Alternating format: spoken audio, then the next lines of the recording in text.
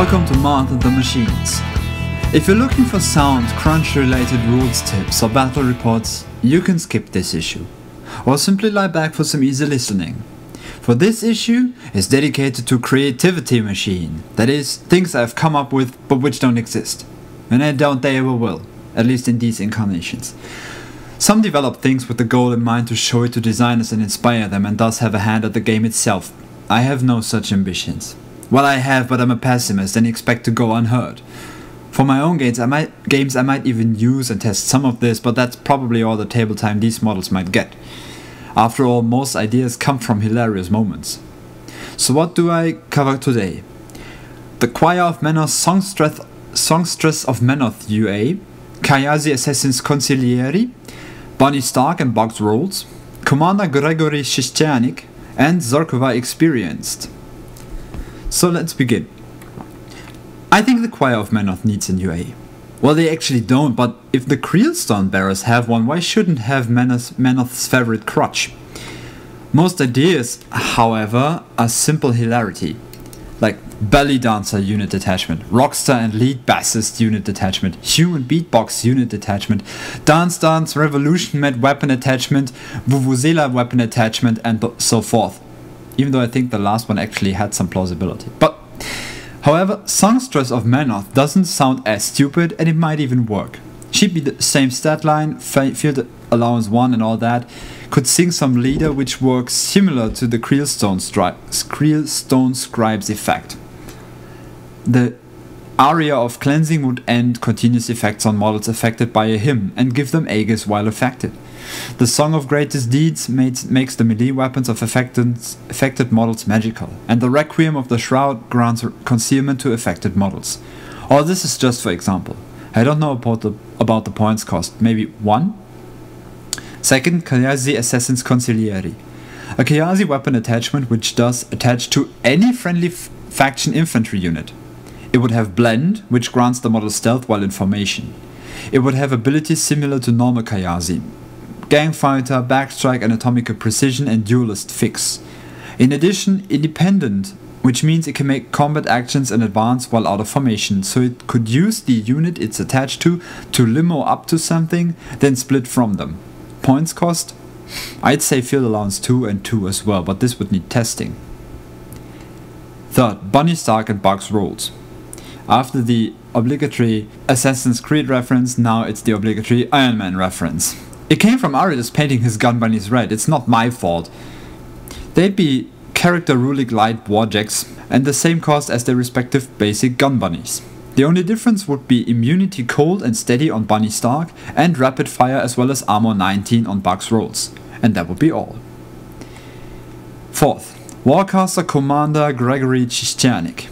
He's a very recent idea, the amalgamation of two previous concept caster ideas, a Khadoran Thamurite with dark magics and stuff, and a Khadoran mechanic warcaster. The original ones were admittedly obvious Fiona and Nemo Rip impersonators, though I made sure that they were a little different. However, my idea of Shishchanik sounds more promising to me by merging those two originals.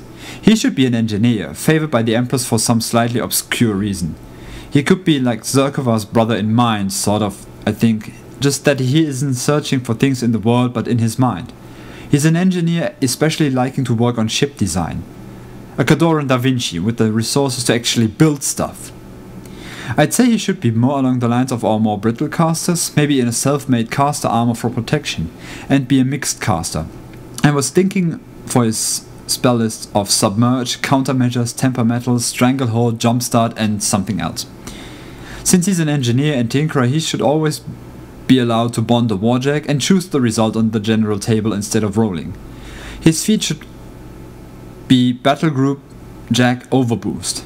It could be the return of things like Brawler or Immovable Object, the old and forgotten Mark I abilities, but a combination of the effects of Superiority, Failsafe and Iron Aggression should rock hard enough. And that would be about it.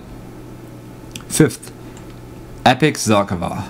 To me, her chain should be connected to the Varg Crotin from Shatterground's Nightfall, aka the Black Halberd. She'd keep her stats and the Rod of Whispers, just change Creatus against the Black Halberd, which would have power 8, so that the final attack had power and strength 13. Reach, magical weapon, set defense, brutal charge and crit grievous wounds. She'd also keep Pathfinder and her immunity to cold, but the focus sphere would switch place with the Black Halberd.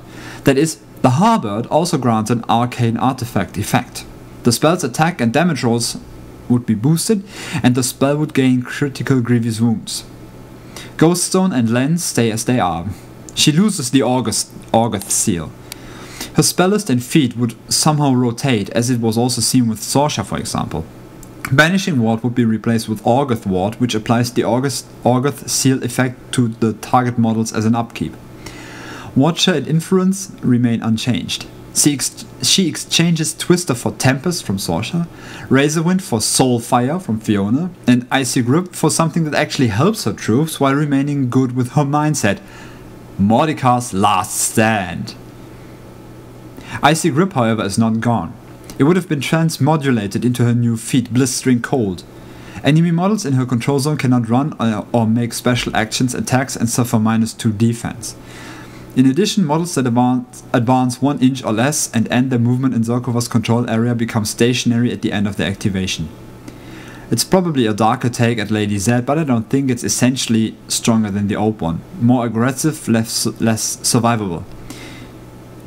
If she'd still be too hard to get, I pondered to exchange Watcher for Dark Sentinel from Vial, which would certainly weaken her defensive capabilities. And if I were to make her a model to playtest, I'd go with the alternate Sorsha, somehow fit Zerkova's original head on the alternate Skald, and use green stuff to turn Frostfang into a suitable Halberd. So this was Creativitymachine for today. Don't ask how I come up with this, it just happens. Since this is all theory, I won't mind if you have anything to comment on, though I'd prefer constructive comments. I don't think anybody will listen to us anyway, so let's not take this too seriously. Until next time, farewell.